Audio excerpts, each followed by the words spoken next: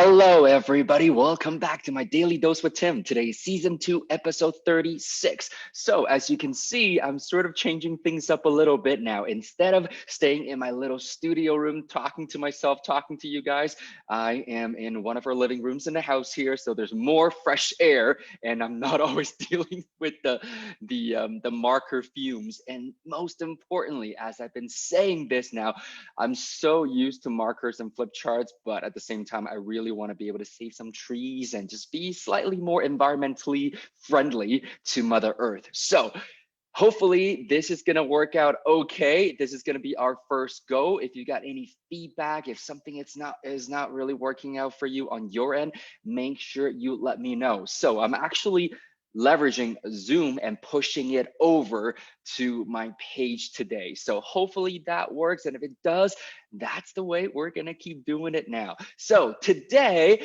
as you guys know already, or have already probably guessed, is we're going back to one of the most, I guess, famous, or one of the most highly misunderstood strategies, in my opinion, which incidentally is my baby strategy, lease options. So a few things that I want to actually address with everybody first is who this is actually for and what it actually is. So first thing first, what is it? And you know what, when it comes to a writing pad, it's actually a little hard to write. So excuse my handwriting here.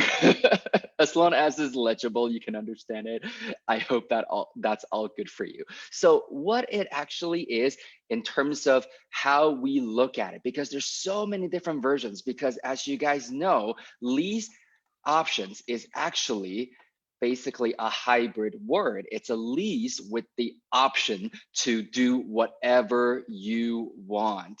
So what I mean by that, really, I mean, to do whatever you want, that seems like a very, very big claim, isn't it? So what we mean by that is that you have the option to sell, the option to purchase, and the option to renew, and the option to do whatever it is. So the funny thing is, a lot of times when I'm actually teaching this class, and I've been teaching this class for quite some time now, 7 years coming up actually, just because this was my baby strategy. At the same time though, the thing about it is that most people actually have encountered options one way or another. So let's just say that if you are in the real estate industry, or even if you've never bought an income property yourself, however, you've had the experience of purchasing the property that you currently live in, that you call home. We call that your principal residence. Basically, you have had some sort of encounter with option already, because I like to say an option is also like a condition, and it's basically a clause as well. So most of the times, what we are really familiar with when it comes to condition would be things like, well, this offer is conditioned to getting a good financing plan in place, okay, or getting approval for financing. Or a lot of us, when we buy properties, especially income properties, it's you have an inspection subject there, or an inspection clause, or an inspection condition within as well. And we haven't really talked about wholesale yet. We're going to go into that. However, as investors, we usually have an assignment clause as well. Why? Simply because of the fact that if for whatever reason we're not able to bring the resources to the table to close on that deal, and it's a great deal, you don't want to let it go, you know what, if you're not able to benefit from it, why don't you assign it to somebody else who can actually financially benefit from the deal that you've worked so hard on, and they will in return compensate you for the time and the effort that you've put in. And so that is an assignment fee, or a lot of us know it as wholesale fee as well. So we're going to cover wholesale and assignment, as you guys already know, because I've been talking about it all season already. So that is something that's definitely coming up. The latter portion of season 2, as you guys can see, we're already episode 36 into a 60 episode season. So the clock's ticking pretty fast, and I really do want to add as much as I possibly can, because every single step counts, especially when you guys are going back to review the 5 different ways to achieve financial freedom in 5 years or less, because I want to make sure that I touch on pretty much every single strategy that's available to most of us right now, so that you can actually formulate that plan when you have a chance to speak to a strategy coach or a real estate mentor. Okay, so coming back here now, this is actually what most of us have been exposed to and are somewhat familiar with. And this is why, even though lease options sounds a little fancy schmancy for a few folks out there, it really isn't, because it's not completely brand new. And the other thing is, a lot of us, we know it as rent to own. Okay, so I want to really stress the fact that we call it rent to own for a reason. And first of all, I really think that it is a street name for it, just because that is the term and the phrase that most people are very familiar with. It's got some recognition now in the marketplace, and this is why we call it rent to own. However, one of the biggest things that I really want to throw out there, though, is that this is not a rent and maybe own. So I'm going to elaborate on that as we go along too. But this is probably a term that a lot of us actually have the experience or have heard of. And to really conclude this portion, so what we really mean by that is it's lease with the option to purchase. And that's the owning part that we link together as well. And so the first topic really that I want to address when it comes to this particular strategy is, who is this strategy for as well? And there are 2 ways of looking at this. The first way, honestly though, is from an investor standpoint. Who can actually benefit from this strategy? Well, as you probably already know, based on the circle of wealth. I know I'm not really making a lot of eye contact, so I want to make sure that whatever it is that I'm writing, they're not like sitting on top of each other, so it's still clear for you guys to see as well. But from an investor perspective, if you remember, this produces both earned income and passive income. And some would even argue it actually fill every single income bucket. So earned, passive, and portfolio. And my personal opinion is that it actually does fill all 3 buckets. So any real estate investors, okay, I probably don't need to write I again, but it is what it is. Any real estate investor should really consider having this strategy in their overall portfolio building process as well. And funny enough, a lot of you guys now throughout the last season and this season, you've been asking a lot of questions. And so that really inspired a whole section that I'm going to be doing with you guys later.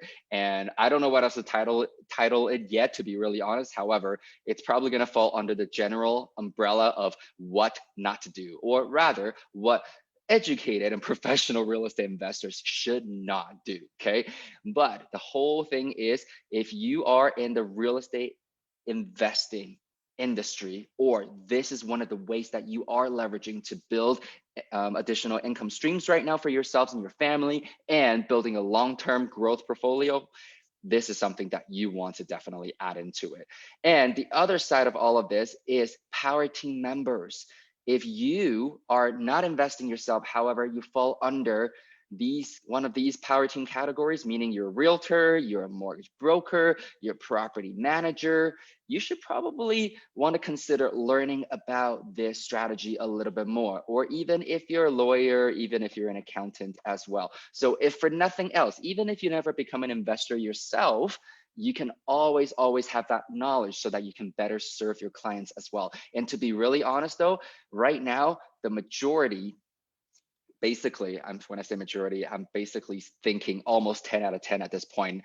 There have been odd times over the last few years now, we actually do still get qualified leads from our street marketing. However, for the most part, our power team members have been super amazing in terms of leveraging is not the right word, recommending and referring us to really qualified people that would be good for the rent to own or the lease options program that we offer. We're going to go into that as well.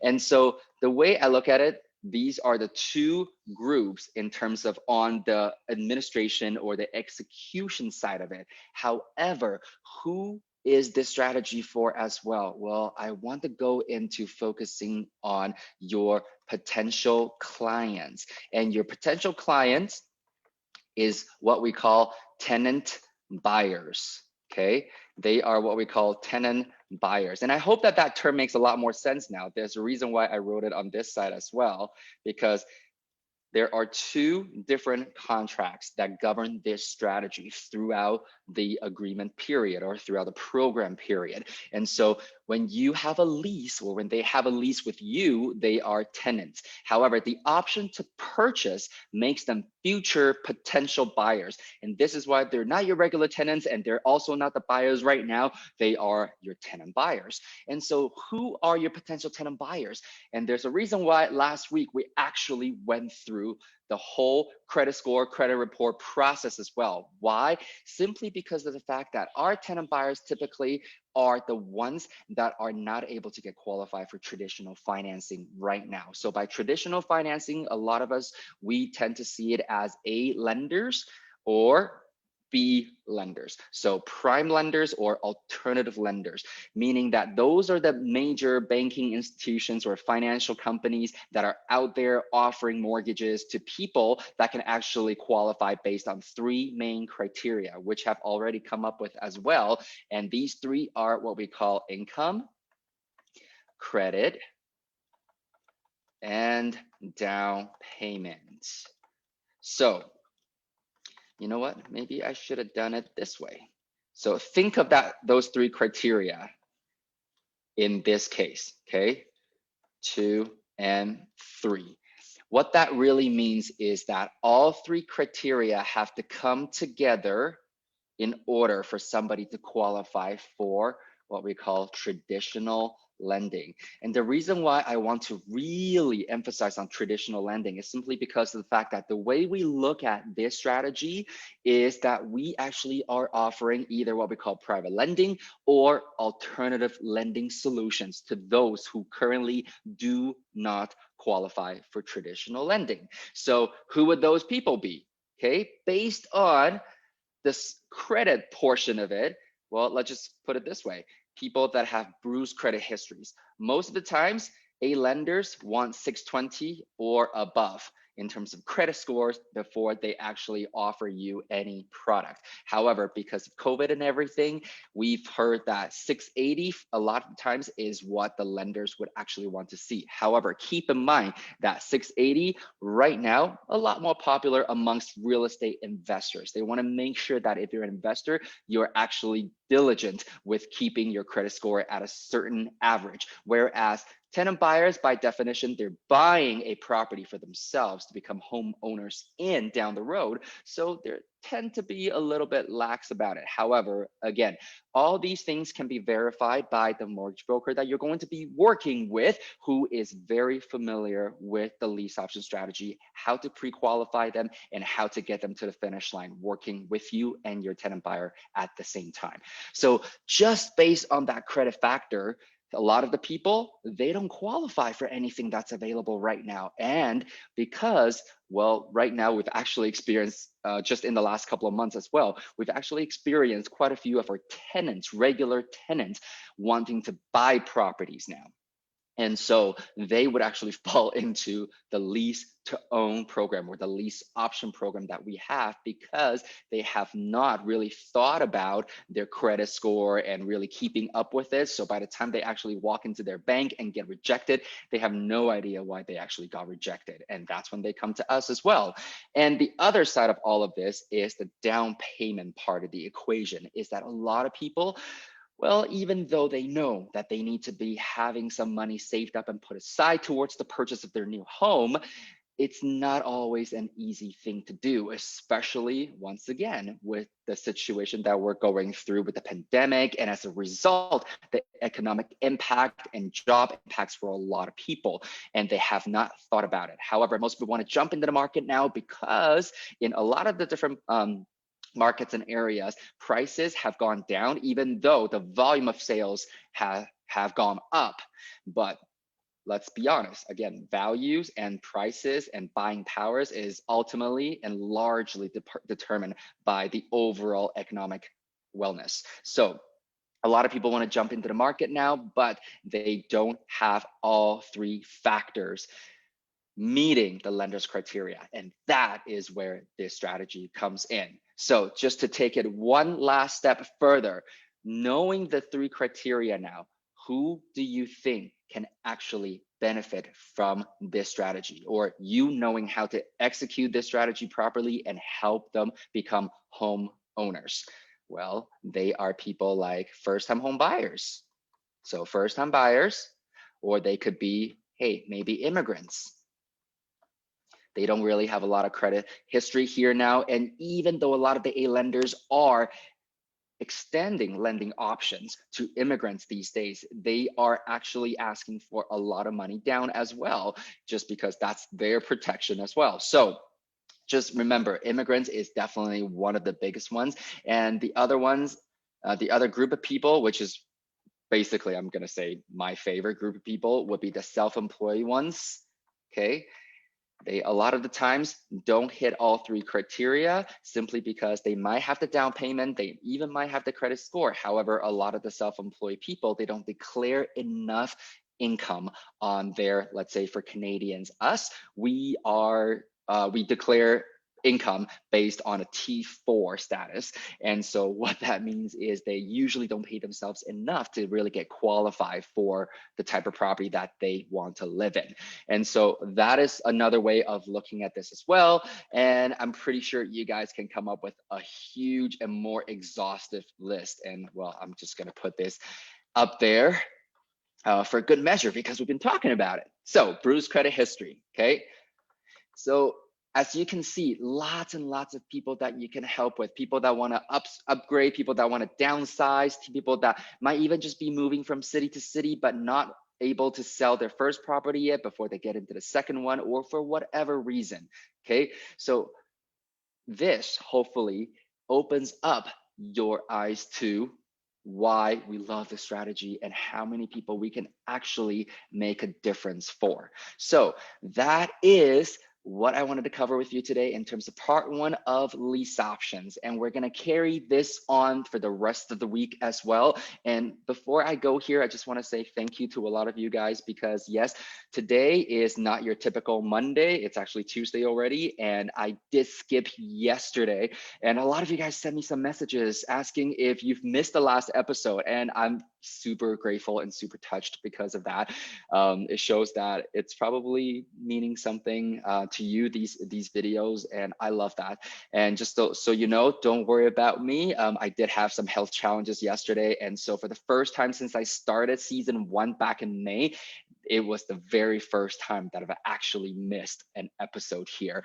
So thank you so much for following up. I'm pretty good now, and we will keep this going as promised. And that being said, this week I will still do 5 episodes. What that means is I will finish this week on episode 40 on a Saturday instead of a Friday. So with that said, thank you so very much for joining me again today. I'm hoping that this has worked so I don't have to redo it again. And I will see you back here tomorrow. Have a great evening and live well, everybody.